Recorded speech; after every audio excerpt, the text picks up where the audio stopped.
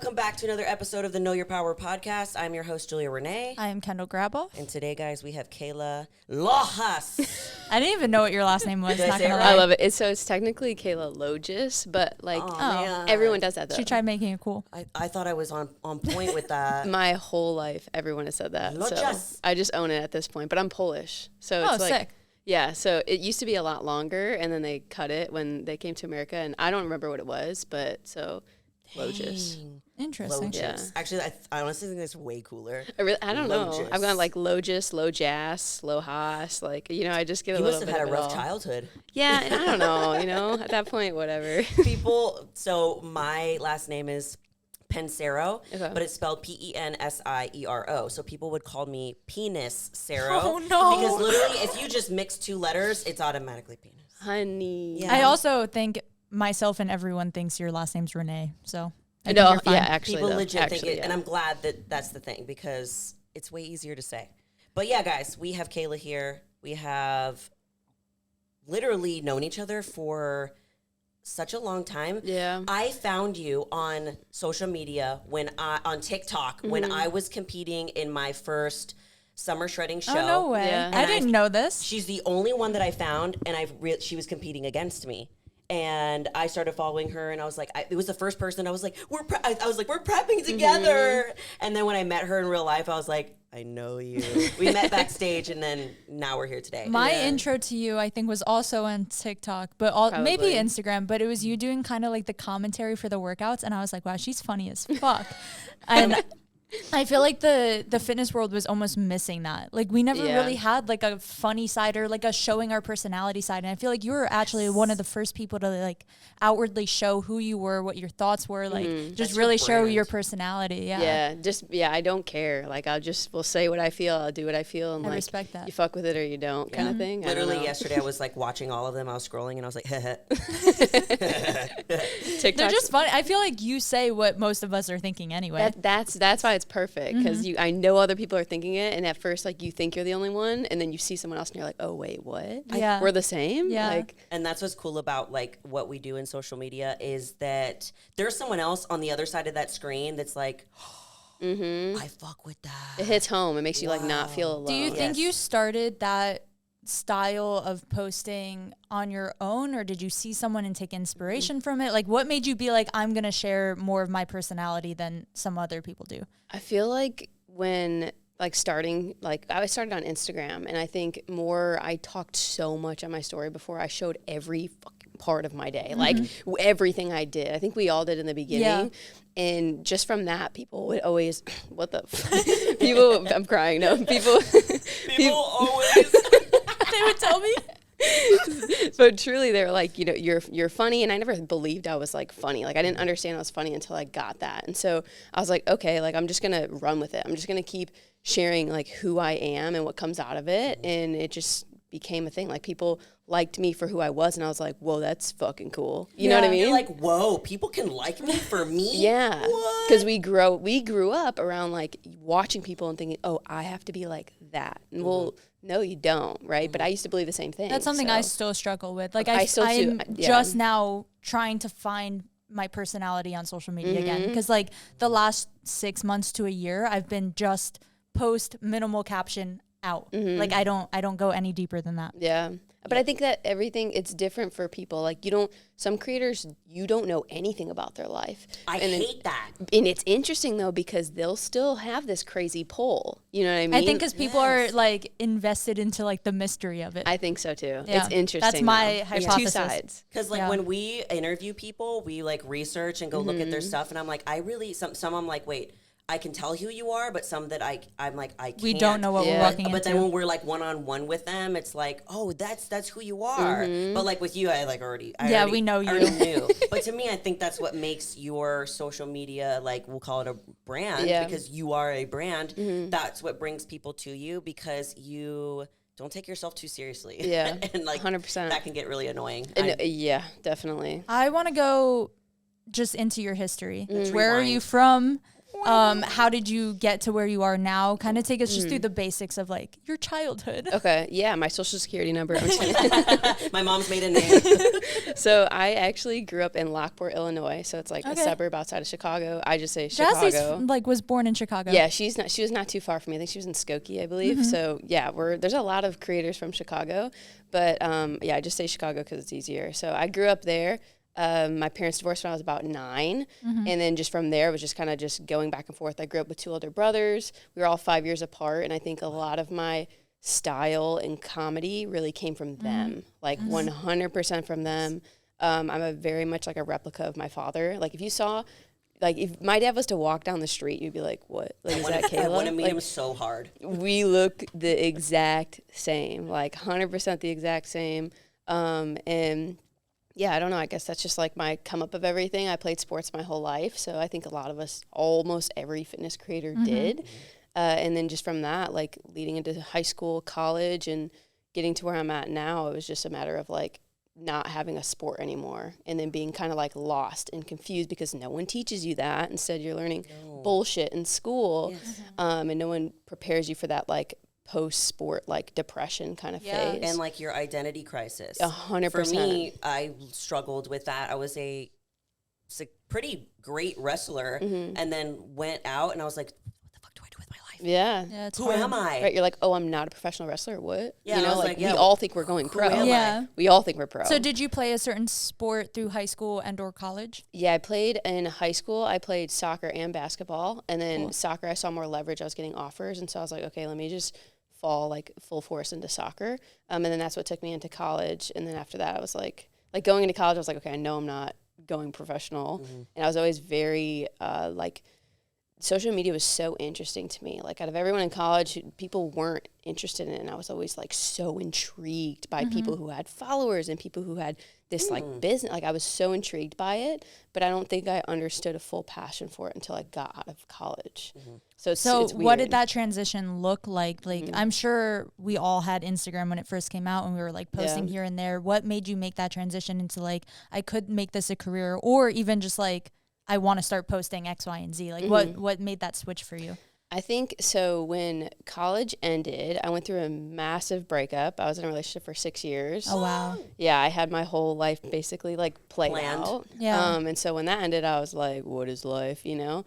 And I was obsessed with sneakers, and I was like, let me just start sharing this more. I was following a ton of people who were into it, who were making money doing it, who had this whole brand, were getting sponsorships. So I was like, okay, let me just start posting more of that. And the end of my senior year, I was doing that. When I graduated and still was going through this whole breakup in and out thing, I was living in Miami at the time. And there was like pop-ups there for shoes and sneakers and designer and whatever. So I started posting stuff, and like I was technically Kayla Sneaks before I was Kayla Fit. Oh, no way. Dude. You did a rebrand. 100%. Yeah, so my YouTube, if you go really far back, I'm pretty sure they're there. And it was me doing like sneaker reviews, like hauls, like I just want to say it was just out of college. So you were like 21, yeah. 22. I didn't go to college. I don't know what age is. 20. I didn't either, so I would still be in college right now. That's oh my scary. God, that's scary. Yeah, I think like 21, 22, I want to say. Yeah. So were you, when you were transitioning from, okay, like soccer isn't going to be a thing anymore, you're going into being Kayla Sneaks, when were you working out during that time, and then when did you shift? Yeah, so I wasn't. So I was very much like, I was still in that loss phase. I was gaining weight. Like I was super uncomfortable with my body. And my boyfriend at the time, he was also like an athlete. So he was gaining a lot of weight too. And I just like, you just get comfortable. And I started when I was in Miami still, about to go through this breakup fully, I started working out again. And I have a picture of like my first day when I like started to like see that, like what is that? Because I grew up when I was in junior high and all that, I always had abs. Like, and I was like the girl who was known for like having abs. She literally always has abs. Even in her off season. No, you do. You have a great physique in general. Why are you so annoying? No, I swear. I look at myself, I'm like, where did they go? But yeah, so I was always kind of like known for that, like having that like physique. Like I was born with shoulders. I don't know what happened. And so I remember kind of getting back into that, and I fully went through that breakup, moved back home with my parents, and I was just confused. You don't have anything. You're like living back at home. You're like, what the fuck? Like, someone's got to tell you what to do kind of vibe again. Like, no. So at the time when I was in school, I got a degree for athletic training. I was going to get my doctorate after that in physical therapy. That was like my whole plan. And then that whole breakup and stuff happened. So after that, I had my certification for personal training. I did that during school. So I was like, okay, cool, I'll just use that. So I called a local gym and ended up getting hired there. I knew the manager. I went to school with him. And then that's kind of what started this whole like Kayla Fit thing. It started a whole new account. And then it just, crazy to see where it's at. So now. at this time, were you still then living outside of like Chicago area? Yes. Okay. So I want to know like what that transition then brought you to Texas. Like how did you end up here? When did you move here? Yeah. A little over a year ago, September 28th of last year. Pretty recent then. When we competed in summer shredding together, which was that 2020? 2020, yeah. You weren't living in Houston, though. No, I was in Chicago. Wow, or no, I was in Atlanta. I was in Atlanta at that time. I moved a ton. Okay, wow. Yeah, I lived like everywhere, I feel like. So then we can backtrack a little. What got you then into like, because I feel like it's a huge jump from just being like an everyday fitness person to wanting to step on stage. What did that look like for you? Yeah, so just kind of chasing that fitness space and like seeing a social media following, I always told, and my boyfriend at the time, like, he always was like, you should compete. And he was someone who competed. And I was just like, I don't want to compete. Like, you see the negative sides when you're watching someone else competing. And I was like, no, like, I don't want any of that. I don't want to deal with this struggle with food. Like, I just don't even want any of it. And then finally, like 3 years into my journey, I was like, I think I've built a good amount. Like, I want to see, like, what do I look like? What's under there? And so I was like, okay, let me commit to it. And me and my boyfriend at the time, we went through a whole prep together, and then that led into summer shredding. So I ended up doing 3 shows, two shows. So it was a show before summer shredding. I just extended that prep. So it ended up being like a 28-week prep by the time I was done with summer shredding. So at this time, were you like a fan of Christians or Alphalete? Like, did you know that whole world, or was it all new to you? Yeah, so I wasn't like the most familiar with it, but I was like had an obsession with like watching YouTube, and like I was very obsessed with Alphalete. I was very obsessed with Ghost, like all of these things. And these so brands you now work with, like, isn't that fucking crazy? Yeah, bro, it's insane to think about it. But that show, I think that prep and everything led to so much because I shared everything. Like everything was on YouTube, everything's on Instagram, TikTok, and that's what blew TikTok up for me, which then led to kind of success everywhere else. Because for me, I have a hard time finding other creators to follow on YouTube. I don't really watch anyone anymore because you were the only one that I was watching. I would watch you while I was doing mine because, first of all, you didn't bore the fuck out of me. Most people bore me. It's very It's like, we get it. You're eating chicken and broccoli. Yeah. Cool. Like, I mean, like when people make fun of like YouTubers, they're like, oh my God, guys, I'm so sorry. My hair is a mess. I'm getting on. And like when I watched you, I was like, she's fucking funny. Like I vibe with that. And then finally, like I can feel like I'm doing this with somebody. Yeah. And I feel like that was a huge transition point for you where you were like, sharing my life, people respond to that. Yeah. Damn, that's cool. Yeah, that was huge for me. I think going through that prep and just being so vulnerable with everything, crying, being aggressive, like whatever it was, it changed a lot. And I think it helped people connect with me and grow a core audience that actually fucks with me versus just fake shit. You know, like I would pick up the camera right when I woke up. My hair could be a mess. I could look like what someone would never show, but I could never care. So I think that opened up a whole different world. And yeah, I don't know. It's kind of crazy to think because it feels like a long time ago, but it also wasn't a long time ago. Yeah. I really admire, and this is something that I want to be better at. You're like, I don't really give a fuck mentality. Dude, I literally idolize that. I'm over here like, how? I give far too many fucks. I give too many. How were you always like that? Because that's like a really good quality. I do think the brothers help. I have 3 older brothers, and like in every other aspect besides social media, I don't give a fuck. Yeah. But with social media, for some reason, I care. See, I don't know. I just feel like, I don't know. Like I'm always, this is just an example. Like if I'm watching like a movie or something, like girls that are, I'm hard to get along with girls. Like I struggle with that because I've been around boys my entire life. That's how we are. My entire life, right?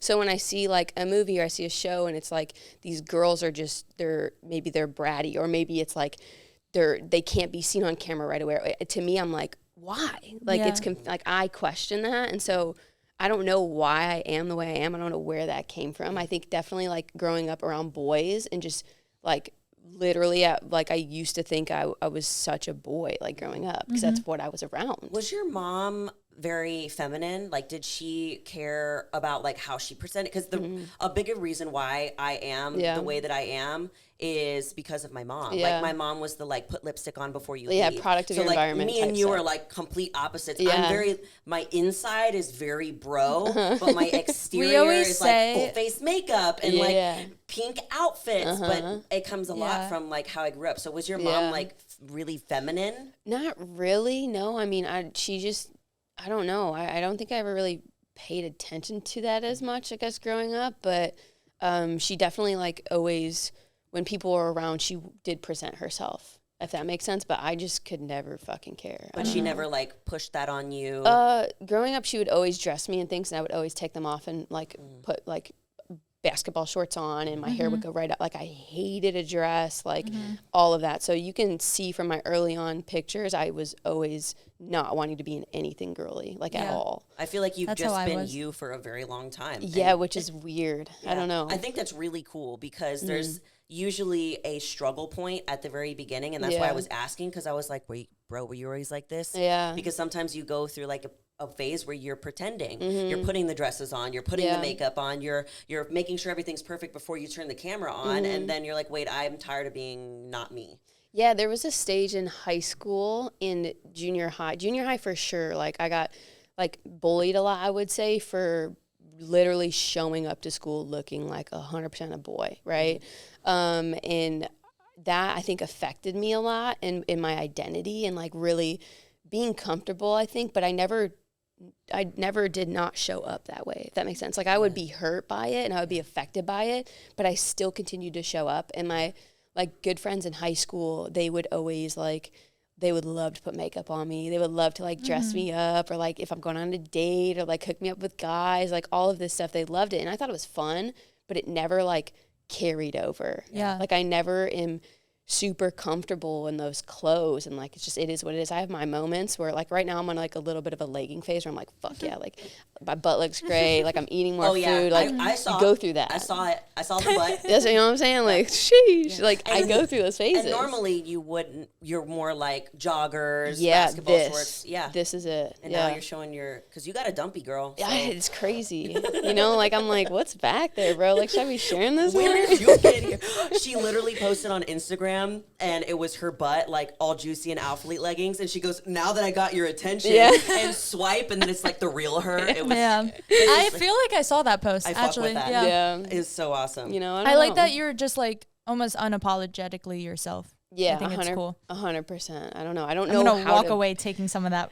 Hell yeah. Like I don't know how to be anything else. Like I really don't. And like I think like the only other version of me, I think, is like if I'm like anxious, then I'm still myself, but I'm just like a little bit of a different side of me. But other than that, like I don't know. Like it's weird. I think that people like vibe really well with that because we follow creators that are like us, or sometimes like people that we want to be, like things that we admire. 100%. Like I follow you, and I follow like all the girls that we're interviewing today because like there's something that I admire in them that either I want to cultivate or I'm like, how? How? Tell me how. Like that's why I was so curious. But this is honestly just you. And that's fucking cool. It's weird. I don't know. Like, and like us talking about it, it's weird to think about. Like, I'm gonna go home and I'm gonna like really try and like dive into that because I'm like, what the fuck? Like, I don't know. It's weird. Sometimes we don't notice things about ourselves too that like other people pick up on. Like before you came here today, like when we were talking about our guest today, like we were both like, oh, that's like the funny girl that is like unapologetically her, and like you just have always been like raw almost, which is like cool. That. Like whether you self-recognize that or not, I think that's what people take away from you, which is cool.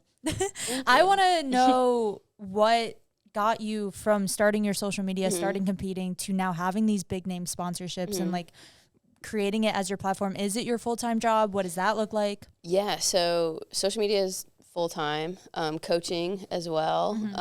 It's just, it's crazy. Like, I don't know. I really believe in putting things out in the world, and I think I always like chase these things. And, you know, even just seeing like when Christian texts me, like Christian Guzman, when he texts me, I'm like, what the fuck? Like, you know, you see that notification, you're like, what? And like, that's weird. And it's crazy because I really wanted these things. And I think with Ghost is probably one of the coolest stories and how I landed that. Do tell. Super cool. So I was always like tagging Ghost, posting Ghost. I just thought their label was so cool. Like, I was not educated. Their branding's good. It's crazy, right? I was not educated on pre-workout. I had no fucking clue what I was taking, but I was like, that looks cool and I want it, right? And that flavor sounds great.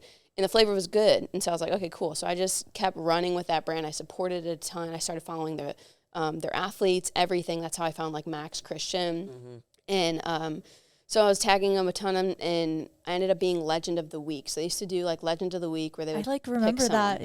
So yeah, I don't remember what year. It was forever ago. It was because I think I signed with them in 2000 and like end of 2018, beginning something like that. Yeah. And so they ended up making me Legend of the Week. The next day, I was going into work at a local gym, and Ghost had a booth set up the next fucking day. You're like, are you stalking me? Yeah. So I walk up and I see my now manager, CJ, and I was like, hey, like, I was Legend of the Week, like, yesterday. Hey, I'm a fucking legend. Do you know who I am?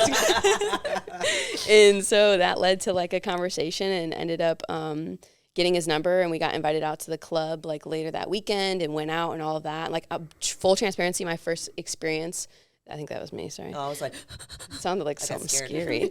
My first experience going out with them was not good. And I think I've told this story before, but it just wasn't a good experience at first. I don't like the nightlife. Wasn't fully, right? I wasn't fully aware of like what that is like. And I was like, there's too many fucking people. I can't hear anything. Like, I know I don't want that drink. Like, I just was super turned off. I ended up showing up and like leaving within like 45 minutes to an hour. And then I just like never messaged him back. I just was like, whatever. He ended up messaging me like 2 weeks later, I want to say. And he was like, what happened? Where were you at? Blah, blah, blah. And I just kind of explained like my feelings on it. And my next question was like, how do I become part of the team? Like, what does that look like? And he just kind of gave me like goals to like hit. And so I ended up hitting all of those goals, and he called me like a year later or 8 months later. And at this time I was living in Atlanta, pursuing another job within fitness. And he was like, do you want to be a part of the takeover team? Like, you're basically like brand representation. You bring samples into GNCs, you do booths, all of this. And I was like, fuck yeah. Like, this is absolutely what I want to do. I want to represent this brand. I love this brand. And it was like, you would get paid a little bit of money to do samples and like whatever. So I did all of that. And again, I was like, what's next? Like, I was always like, every single time, like, I'm always evaluating every 3 months, 6 months, like, what do I need to do to get to this? Do I need to do to this? What are my goals? Lay it out for me. And so he laid out that next step again. And then sure enough, 8 months later, I signed on and was offered as an athlete. Yay! So congrats, by the way. That's thank you. So it was just, that was a crazy thing. Like, that was so meant to happen. It's fucking wild. Yeah. And it's cool too, because people listening to this, like, maybe they want to do what you do. Yeah. And you just gave a blueprint of how to do it. Yeah. Like, these things are, sometimes they're just given out if you have a following and already. Yeah. But I don't think you had that big of a following yet, but you literally worked towards each one of these goals slowly. You hit them, you showed up, and they saw that. Yeah. And they signed you. Like, you ended up getting the thing that you wanted, which is really cool. So, guys, she just literally said how she did it. She was tagging them, representing them, standing by them, and they noticed. And you pursued them. I feel like so many people want to get into the social media space, and they sit there and they go, well, the brands are going to come to me. It's like, no, you need to go out and get them. Exactly. Like, if there's a certain brand that you really look up to, like, at least tag them. At least start buying their stuff and sharing it. Yeah. Because, like, obviously they're not going to, like, go to someone who's never liked one of even their photos before. You scratch my back, I'll scratch yours. And that's what she did. And I so you're with them for how long now? I think we were just talking about this. I was just there. I think it was, I want to say it was maybe it was 2019. 2019 maybe it was. I don't remember what month, but yeah, so I've been with them and I'm signed on through 2023 right now. That's awesome. Yeah. So I literally love them. I've never had a single complaint with them. Like, they're just great people. They seem like an amazing brand. They are. I've always really liked their products. And I'm super fucking blunt. Like, if I have issues, if something's like, I'm like, why the fuck does this taste like that? Like, I'm so like, I'm sure they appreciate that. Yeah, though. Very straightforward. I'll catch errors on posts. I'll catch like emails. Like, I'm very like on top of it because what they send out is me. So it's like, if you're fucking up, then you're representing each other at that point. Like, exactly. I feel like all of our sponsors should like also replicate like our morals, our values, our image. Yeah. Yeah. And that leads me to like people, like how you were saying, I kind of gave the blueprint, but it's like, to those that are listening or watching, like, find the company you actually fuck with. Like, stop with, I want free clothes. No, like, find who do you fuck with? Like, and ride that wave. Like, because that is more worth it than if I was to sign on with companies that I didn't fuck with prior. Then would I be with Elfly? I don't know. Would I be with Ghost? Like, I don't know. You like waited out for the ones you knew you wanted. Exactly. Yeah. And then that was it. Because anyone can like sign with any brand if you like. Yeah. If you don't care, I guess, and you just will say yes to whoever comes your way. Yeah. I recently have been like dealing with deciding between like 2 brands that were giving me very different offers, and I went with the one my heart's with. And I was like, I'm not here for money. That's not why I do what I do. Yep. I'm here because I love this brand and I want to support this brand. Yep. It'll fall into place. It will, because I feel like down the line you're going to have more struggles than you realize if you don't go with something that aligns with your values and your character, that a product you like, maybe clothing that you like it's gonna get actually fucking hard for you. Yeah, like how do you promote that? Like, I'm already straightforward. If I don't like, I'm like, this is tight, it hurts my fucking neck, I don't want to wear it. Like, I'll do it already, you know. But if you can imagine working with a brand with all those items you don't fuck with, like, how do you promote that? So we dove into Ghost for you. How did the Alphalete sponsor come about? Yeah, so this beast showed up and won the first show in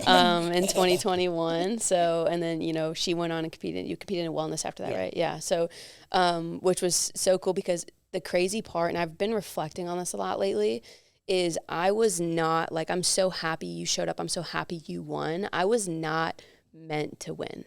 Like, moment. I was not in the right place. Like, it was so, like, I believe in that so hard. Because that was perfect for you to go into that next step and that next step. Like, if I would have landed that, I don't think I was ready for it. I was not, it wouldn't have put me on the right like, it wasn't. And so, and I did have a hard time with that for a while. And I was like, fuck this. Like, and that's what. She hated you.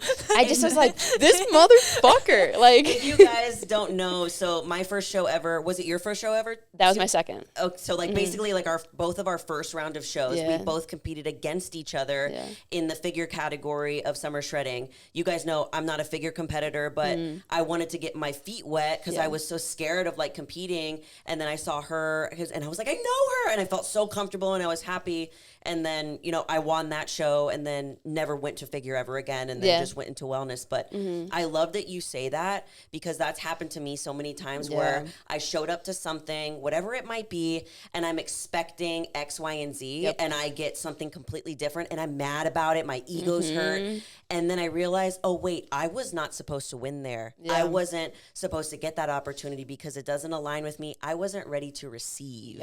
Yeah. So, and then you came back the next year, she fucking takes the overall. Yeah. You know why? Because you weren't meant to get second. You were meant to get first. You weren't meant to get third, fourth, fifth. Like, you were meant to get first. Thank you. And that was the time you were ready. And I remember like seeing that post and screaming. I was like, it's like, she fucking did it. It felt good. And it really, you know, I think it's hard sometimes when you're going through certain things and you're like, you're pissed off because you don't understand like why it's happening, but it all makes sense down the road. And like, you know, I think that's what that led into. Like, I went into that binge eating because I came off of my first show was my like big win, and I like won the overall and I like swept it, and I was like, fuck, like, you think you're elite, you have this big ego, and then it was like stomped on, right? Especially I needed if you that. win your first show, which I did. It's like, because it's very rare. Yeah. And I went the same. I won my first 2, and then when I got 5th at nationals, I was pissed. Yeah. And it's like, no, you need that ego hit sometimes. 100%. Like, I was very like, in the moment I wasn't, but after it, I was very happy that it happened the way it did. And I went through like binge eating for a little bit, and then from there, Christian announced the next show, and you guys know he loves to announce it like right before it fucking happens, so you have no time to get prepped. Thank you, Christian.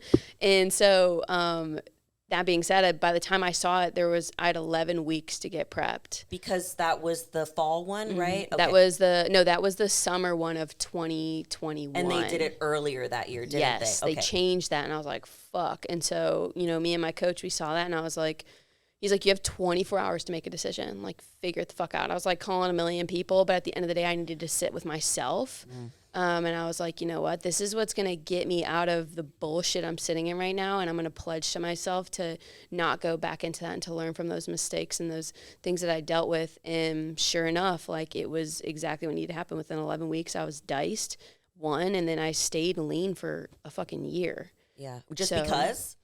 I just didn't. I think I have a fear of like going back into that. So I think right now, like, I'm still kind of also working on eating enough and pushing a correct amount, because I'm so terrified of like going back into that. I get that. Yeah. So when you were dealing with binge eating post that first summer shredding, was that your first time dealing with any sort of like food control, quote unquote, issue? Yeah, I never understood it before. So like my boyfriend at the time, Dan, he struggled with it big time, and I watched it. So many men do, and they never talk about it. Don't talk about it. It's crazy. It is mind blowing to me. I think they just see it as a weakness, right? And it's not a weakness. Like, if any men are listening to this, please be open about it. But I watched him struggle through things, and I think I watched a lot of his habits, and so, like, I'm not blaming him or anything for anything, but I really did learn a lot from that. And I think when I started going through what I was going through emotionally after seeing him do it, I was like, oh, this is what I do, and I fed off of those things and those habits that I was around, like product of your environment. So, that was why I didn't want to compete for the longest time, because watching him go through that. And the crazy part about all of it is I'm someone who struggles with like empathy unless I've gone through something. So like I can't. So when he would struggle through that, I would be like, just stop fucking eating. You know, like I was like, what do you mean you can't stop eating? Like I was an asshole. A response I'm sure we've all gotten from other people while we're struggling. Exactly. And so like, and that's something I'm working on right now, but I didn't get it until when I went through it, and I was like, holy fuck, I'm so sorry. Like I understand this, I get it now. Do you, this is weird, but like, do you feel like that happened for a reason? Like, you went through dealing with the binge eating after your show so that you can better understand and maybe heal from that past? 100%. I know it's a little deep, but like... No, 100%. Like, I had to. And it's something like I haven't, like, because I just recently got a therapist, and I haven't like fully dove into a lot of stuff yet with them. But I think that was something I was 100% supposed to go through, especially from a coaching perspective, because how the fuck am I supposed to understand these clients who are struggling with these daily things if I haven't even gone through it? And I think that opened up a lot of doors for me. It also made me more relatable and understanding. And so, because not a lot of people were talking about it. And so I blatantly came out right away. You're the only person that I know that talked about it too. So you helped me because I also talk about it. And then she helped me. Yeah. It's a chain reaction. It really did just help. But so when you did the first show, or you did, let's say, summer shredding, then that's when you were really struggling with the binge eating. Like, what were you feeling emotionally? And do you feel like those emotions were kind of what stemmed you to self-sabotage, overeat? Is that what happened? Yeah, I feel like, having that big ego off the first thing, I think that was a hard thing to handle after. And it was like, what do you mean I didn't win? Like, I had this massive plan in my head, and it was all like laid out of like winning and being sponsored, and that led to a long-term sponsor and like this and that, which it did happen eventually, just a year later. Like, so it's like, I think not then going home and not having these things follow, and then also going home and no one's like, how many weeks out are you? How are you feeling? Like, nobody fucking cares after, right? Except for your immediate, like, close people. It's hard after any show, even if you do win, because it's, especially sharing it on social media, it's a build up, a build up, a build up. You compete, no one cares anymore. No one cares, No also, one asks about it. Do you see that when you're on prep, people care more about you? 100%. And then when you're off, followers, views, 100%. cut in half. I'm not fucking shredded. I don't have, fish gills all the time. Like, it's wild, bro. It's kind of fucked up. And I think that's what's led me to, like, sometimes when people are competing, I have to, like, unfollow because it messes me up in my head. I do too.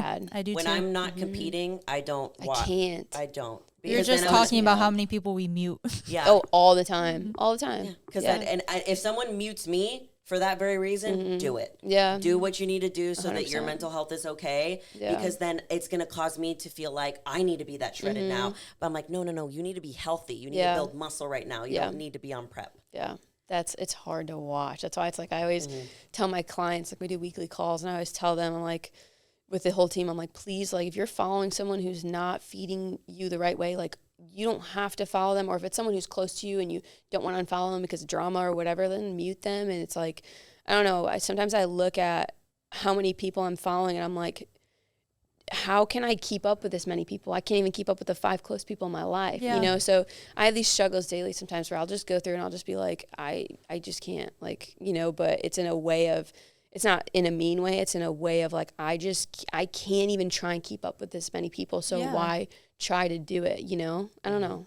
I mean, it's all energy. Like, where am I willing to put my energy? And especially like when you're on prep for a show, energy is very limited. So it's like, I ain't got no time for anybody's BS on Instagram. So I don't. It's like, let's just keep with my little circle. Yeah. So I'm glad that you like teach that to your clients because that's really huge. Yeah. Because what we're inputting has a lot to do with how we feel about ourselves. Anything we see, like sometimes I just being around certain energy, like it'll fuck with me so hard, like so hard. And I've been better at like realizing that and then taking a step back and like removing myself from the situation or whatever. And like sometimes I could seem like an asshole from that, but it's like, it's okay. You're allowed to be selfish. Exactly. And I think a lot of people struggle with that selfishness, and I'm trying to like embrace the fuck out of it. Yeah. I've learned that a lot recently. Yeah. It's like protecting my own energy. Mm-hmm. It's hard. I really love that. And I kind of like, I want to talk a little bit more about that because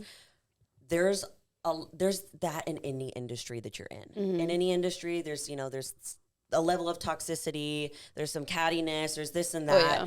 But what do you feel like is the biggest thing that you struggle with what you do with social media and like numbers, views, photos, booty pics? It's hard to not get like encapsulated in all of it. Of the Instagram real shit. Truthfully, like recently, I've become like a hermit, but in a way of like, it's good for me, but then there's some days where I'm like, bitch, get the fuck out of the house, You've been at home for 5 days straight. Yeah. That's me. Yeah, like I'm forcing myself daily. Like daily I have to get out. Even if I'm not lifting that day, like I have to go for a walk, or I need to not put the trash outside my door, but fucking walk it to the trash, right? Like little things like that. And so I think Houston's very cliquey. I don't know if you guys. I used to live here. Okay, we don't live here. I get it, but we could tell. Yeah, so it's very cliquey, and I'm not like that at all. Like I just don't care. I'll fuck with anybody, and so because of that, I think I've gone to like solo because I can't be around it at all. And it's like you're either in one group or you're in this, and I'm like, how about no? Yeah. Do we need to have groups or right? Like Julia and like, I are share? very similar. Yeah, yeah. We really this is my only friend. Yes, yeah. So it's like that's what I've been doing, and I think that's helped me. But like when it comes to photo shoots and it comes to like that, I think is my hardest part. Really, is because I think Ghost has done a great job at very much allowing me to be me in shoots. They let me wear whatever the fuck I want. They style me based off my style. Yeah. Like and that. I fucking love that, right? And I think, Alfleet's starting to go down that route too, where they're putting me, they're shooting me for studio joggers because I wear them all the time, or they're putting me in oversized tees because that's what I wear. So I think that's helped. But in the beginning, like, I felt like I had to maintain a physique, and I felt like, because when you look like that and then you're told you look great, you're like, oh, I look fucking great. Yeah, it's like a pressure. This is a good thing. Yeah. I do good things. Yeah, and like then when I stay shredded. Yeah, I stay shredded year round and be starving. Yeah. And then when you get off, it's like you still look good, obviously, but you don't look the like insane level where people like double take it. Like, what the fuck? Yeah, the intention's different, I think. And yeah, I think that's my biggest struggle, I would say, is just the photo shoot thing. And I think I'm getting better at that, of like finding a happy medium and understanding that the gym doesn't have to be all fucking serious in games. Like, I'm not chasing a pro card, so my intentions in the gym don't have to be the intentions of people I'm watching or following, or right. Gotcha. So I think that's where I'm at, and it's like finding that happy medium ground, as well as trying to be myself and inspire while I'm also changing and growing. And it's like, what the fuck? It's a lot, I guess. So if pro card isn't necessarily like your number one and all be all, what are goals you do have right now as far as fitness? Yeah. So fitness, I would say just fucking eating more than 2,000 calories for a long period of time. It's hard. Yeah, like I really struggle. I never thought I would struggle with that, because when you're in prep, you're like, 2,000 calories, that's so much fucking food. I could eat that right now. But like now it's like, yo, that's a lot of food. Like, I can't do that. Yo, that's a lot of you know? But like, honestly, it's really cool to be able to eat that much calories, because there's so many, I say women especially, that think that they can't eat that much and maintain an awesome physique like you do. So to me, I'm like, that's fucking awesome. Yeah. And if you can like maintain the physique that you have and then have a little bit more and have a little bit more calories, bro, when you cut down, you don't have to cut as much, because your baseline is, let's say, 2,300. Then you're cutting from 2,300 instead of a baseline of 1,600. Exactly. So that's the goal. That's the goal. It's like building up. I've said it a few times, but going to 2023, it's a really big year for me with brands I'm working with, and things that are I'm working on in the background. And Can you tell us anything? I can't tell you guys anything really. Yeah. I have an idea. We'll talk about it off. Yeah, you probably do. Post-pod. But because of that, I think I'm going to do like my last prep in 2023, and I think that will kind of be like my hoorah. Really? Yeah, and it'll just be like a fun kind of thing. Like, let's get shredded. Let's create a series. Let's drive numbers into the account. Like, let's like all of that, because from a business perspective, it's very smart to do. 100%. This our brand, our bodies are our brand. Yeah, and I think I think by then I'll be in a way better mental space. Like, I'm in a good space now, and I'm growing and I'm changing and I'm learning. And I think because of therapy, it's like you're going through all these past stuff, so it's hard to you're now past, but you're still in the future. And so I'm going through a lot right now with that and trying to learn and navigate. But going into 2023, I think I'll be in a better position to really attack, a prep and sharing and create a series and do all of that. I'm getting so excited for her, because I'm excited. I love doing my shred series. Like, they're so fun. It is. And it's like you grow so much from doing that. It's so wild. And I'm like semi sad that that's going to be your last one. Yeah, but I'm proud of you for knowing that about yourself. There's just no truthfully, there's no reason for me to prep again. But I just know from a business perspective, it'll be cool. And I would love to do it again. But I think that's probably it after. Like, I really want to like build something outside of Code Kayla, I want to build something outside of that. I want to get married. I want to have kids. Like, these are my next thoughts, because I can't live in this world forever. And I feel that being in Houston, it's a lot young. It's very young people in that gym. And so I'm like at this point where it's like, okay, this isn't fully my crowd. What's next? Where do I If you don't, I was about to ask. I'm 27. Okay. Yeah. You're young though. Bro, yeah, that's not old. People think I'm like early 20s. I literally thought you were 21. Everyone thinks that. Your mind is like, not personality, just like you. Yeah, everyone thinks I'm a lot younger, and that's why it's like, okay, I have to understand that, like, especially it sucks as a female because we only have so much time when it comes to like babies and shit. But it's like I have to understand my timeline, and I can't compare my timeline to anyone else I'm around. Absolutely. So that's where I'm like, I think that's why I've been separating myself a lot and trying to be like, okay, what do you want? What is this next step for my legacy? And so that's been like my main focus, I guess. I think that's really cool, because I think about that a lot. I'm like, I'm in this bubble where, whatever we're going to call it, influencer, person of fitness influence. There's this little bubble, but this bubble isn't going to last forever, because for me, I think of like, I ain't gonna be this young. My boob's gonna sag. I'm gonna want kids. Yeah. Like, I'm not gonna be in this bubble very long. Then what does the next step look like? So I think that's really cool. We that were talking you're about it starting to do yesterday. that. I was like, I can't wait for mom talk, Julia, where you're organizing and making your kids lunch. I already have a plan. I'm gonna turn into that mom. I'm just saying, like, and it's cool because we have a platform, so we also we get to continue to share that, and I think that's so cool. So I'm like, and you've seen creators do it before, so it's like, I don't know, like whenever that time comes, like it's gonna be super exciting, and I'm just trying to, like, I want to still be forever young up here, but I know that's like, okay, like, what the fuck is next? You know? That's true. Out of this little Houston bubble. Yeah. So the one thing that I wanted to ask in a little bit, I know we're kind of tracing back to the binge eating going thing. back and forth. That's okay. But I think that it's super important because you were struggling with that a lot.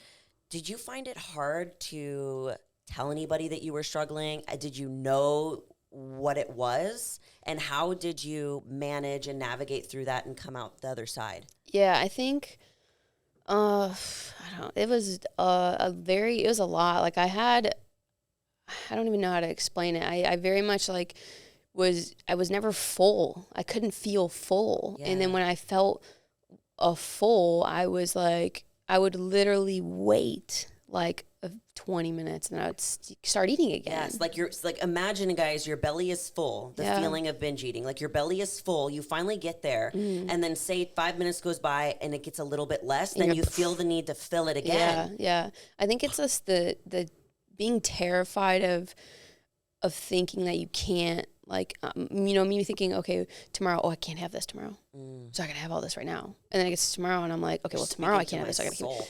Yeah, and so it's like you just keep going and going and going, and then it's like 3-4 months down the line, and you're this completely different person in the mirror to yourself, and now it's like you have zero control, like, and then you just kind of get to that phase of like, what's the point? Like, why try and go back? Why try and track macro? Like, like, and then macros become a negative thing in my head, and then like, calories become negative, so it's like, well, I can't do any of that, and there's no like answer, it seems. Until that show was announced. And that was it was a scary thing because, my loved ones are like, we don't want to see you go through this again. But it was also like me knowing to myself that if I don't do this, I don't know where I'm going to go. Like, I don't think I'm going to come out of this. Yeah. And so, we agreed to that. There was, we discussed a protocol after, and what prior to starting that prep, it was, this is what you're doing when you're done. And here's the plan when you're done prepping. And like, we talked about a lot of that, and it wasn't so treat driven. It wasn't so post-show this, post-show that. It was just, there's a balance around it. And it was a lot more fragile than it was before, because I never experienced it. So, but people in my life, like, is someone coming in? Oh. Whoa, what is that? We have ghosties. Just so you know, there's people in the back office. Okay, maybe if someone walks out, I don't want you getting like terrified. Maybe that's what it is. I'm like, start throwing shit. No, but I think certain people in my life didn't understand it, just like how I didn't when I was not in it, and so that was hard, especially with family members wanting to like go do this and that, because I wasn't able to for 28 weeks. True. So that was a struggle of understanding or having an outside source to let them know, because I would say yes. So I'm like, oh, fuck yeah, like, let's go out to dinner. I shouldn't be going out to dinner. Yeah. So like finding that balance. Setting the boundaries. It's easier though when someone else is the one suggesting it and it's not you suggesting it. Yeah, because I'm like, oh yeah, like that's fine. That's someone else. It was someone else's idea. That means it wasn't me that was causing this, right? Yep. That's wild. So you just easily follow into it. But yeah, I basically was like being babysit. Like I had someone like sat there and, like helped me, with my meals and like, kind of almost saying no. And like, because I lived in Atlanta, I lived in the city, I lived right next to Kroger, like literally a 2-minute walk. So at any moment in time, I was walking over there and I was getting whatever I wanted at whatever time. Like, so yeah, it was a lot to get through, but I navigated it, and I I don't have any of those tendencies anymore. Like if I want something, I have it and I enjoy it, and then like that's it. Isn't it like, crazy, so like liberating. being so far removed from it now and looking back, and like at the time you really feel like this is all that it can ever be. Like you feel very trapped in that cycle, and like until you break out, which like for you, your form was going into a prep. That was mine. Yeah. See, I haven't met another person that's healed that way. yeah, because a lot of people don't. It's toxic to them. I think people either get scared or start resenting the sport of bodybuilding because they feel like that's the reason they are in that cycle in the first place. Yeah. Bodybuilding was the thing that made me realize that I had been struggling with binge eating from 15 years old till 25 now. Yeah. So bodybuilding showed me something that was always there that I didn't know was there. And then, I mean, now I used bodybuilding as like a vehicle for me to heal. Yeah. It sounds like it's a tool. Yeah, it sounds like that makes no fucking sense because there's people out there, they can't do it that way. And I totally agree with whatever route you want to take to get you there. So I kind of want to talk about, before we like wrap things up, what happened during that it's almost like a switch flipped on you. And then you literally went so hard, and then you won, you got the sponsorship. You've just been like snowball of good since then. It was from that flip of switch. You got to your lowest point. Yeah. And then now you're fucking thriving. Yeah, I don't know. I think it's just the idea of when, it's almost like, I don't know, prep is just so different. It's like you have a mission every day, and like it's not like people don't have a mission every day, but like when I say I need to get up and do something today, it's not as easy to do versus when I'm in prep. It's so much easier to follow those things. It's I could instead of I have to. Yeah, and there's a date and there's accountability because I'm putting this out into the world. And like there's eyes on you. Yeah, and I think that is just a different, like that's Kayla in prep is so different than me now. And I'm excited to get back into that, but I don't know. I don't know how to like explain that switch thing. I wish I did, but I love prep for those reasons. And I think some sort of stressor in my life, I think will help with that. Like when for example, like YouTube videos or drops with brands, there's dates. And so for that helps me. I'm like, okay, let's get content here. Then I need this. Or if I post on Instagram and I'm like, new YouTube video this day, okay, well, I have to show up for that. Yeah. So when I put things out and I make people aware, it holds me accountable. That's so 20 times more. So I think that what's difficult about transitioning out of prep versus, let's just call it like reality, is that there are no deadlines, time frames, things that are expected of you. Yeah. So when you go into off season, I love that you just said that because you just helped me. These YouTube videos, these drops, these supplements, these things, those can be new things that you're working towards, like, and a little bit of accountability for yourself. So thanks. Hell yeah. No, that's that just solved a really big problem. No, yeah, that helps me because it's confusing for us. Like, what the fuck are we supposed to, like, you just get out of that and you're like, okay, cool. Like, prep gives you such a purpose and like such a like pinnacle you're working towards. And when it's over, it's like, it's over. It's like leaving high school as an athlete and then being like, who am I? Yeah. I have an identity crisis after every show.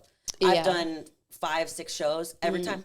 Every time. Every like, time. I'm like, I was like, who's Juliarene again? I need to remember. And then I remember and I'm like, this is who I am. Exactly. No, 100%. I feel that. I am not just bodybuilding, and you are not just bodybuilding. Like, you're Kayla. You're not just Kayla Fit. Yeah, and that's the hard. I think that's what I'm trying to attack right now, and that's why it's like, when I say I don't want to say code Kayla for the rest of my life, it's because I'm getting older and I don't want that. Like, I don't want to rely on these brands forever.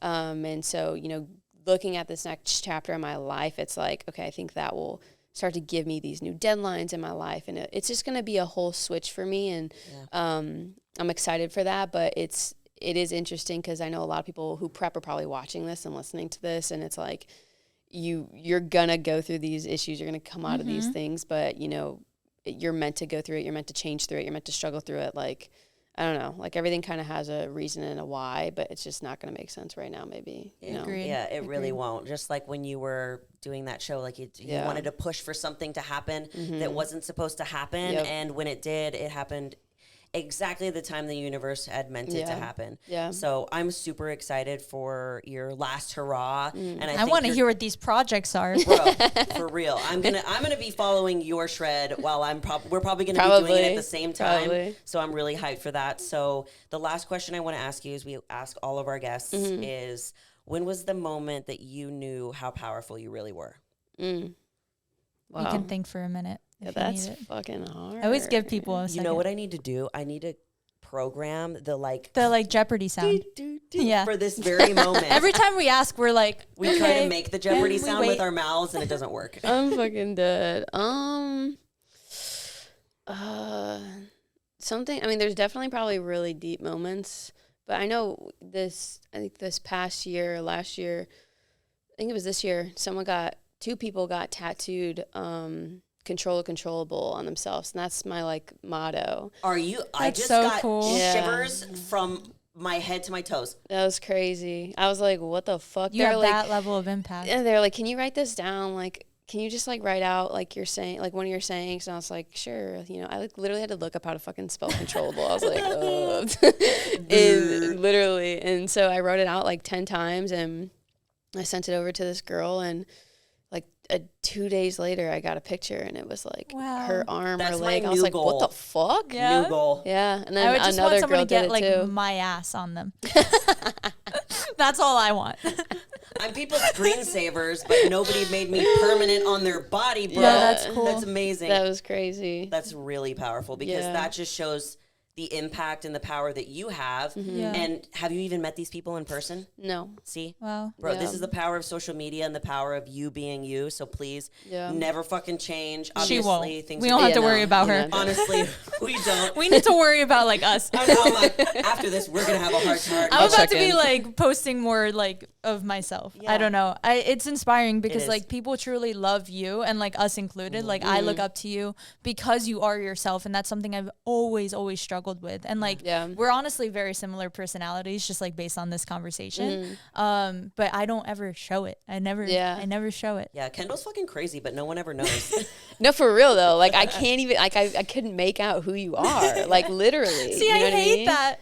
I used to be more of myself. When I gained a following, I started getting such anxiety around posting. Yeah. So I used to create way like more content like that was like you. Like everyone always said, like, you're the funny girl, you're the funny girl. 100%. And then I don't know what happened, but that's we're in the same boat. It was a little bit less. Yeah. And I was like, oh, I need to get back to that. So you're reminding me, like, this is a power. Like, you can use it. So the other thing outside of that, like one last thing on that is like meeting people in person. So we're all probably very much in the same boat with this, but when people, we all get a million messages a day, right? Yeah. We all get those heartfelt ones, and you read them, but you continuously get them.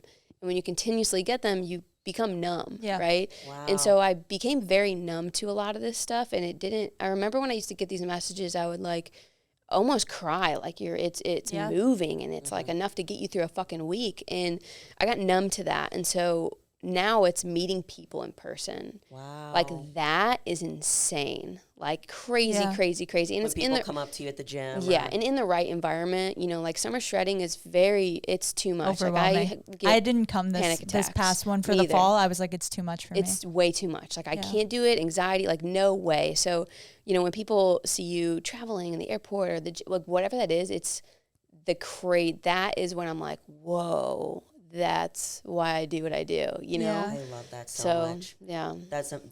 It's so amazing. It's just another testament to like you being you. It's traveled across the world. Yeah. And that is the power of social media. But it's fucking crazy. Yeah. Bro. It is crazy. Sheesh. Wow. Well, thank you so much for being on here. This was very, very moving, very eye-opening for me. And my new motto is like, how can I be more like Kayla? Yeah, Stop, bro. No, literally. I'm so serious gonna like take that away from this. Yeah, and I hope that people like listening and watching do too. Like, even if you're not on social media, like you should always be like authentically you. Yeah, I'm not perfect. Yeah, so. Yeah, and nobody is. And nobody that's is. Why some of us just pretend to gravitate towards you. It's like, oh, fuck, she's a human. Cool. Yeah. I am too. Yeah. Embrace it. Where can people find you? On Instagram at KayloFit. On YouTube, they have handles now, so it's at KayloFit as well. Yeah, make sure you. I did do that. Okay, good. My little sister was like, "Bro, we got to do this." Yeah, because it's gonna be huge going into next year. And TikTok, Kayla_fit. Yeah. We'll also have all her information in the description, guys. Please follow her. Please follow her shredding series. Support her in any way that you can. She's also a coach. She's also a coach. Like, she's doing incredible things, and we're so grateful and blessed to know her and have her on this podcast. So thank you. Thank you for being here. All right, guys. As always, we love you all so much, and you are more powerful than you think. Bye.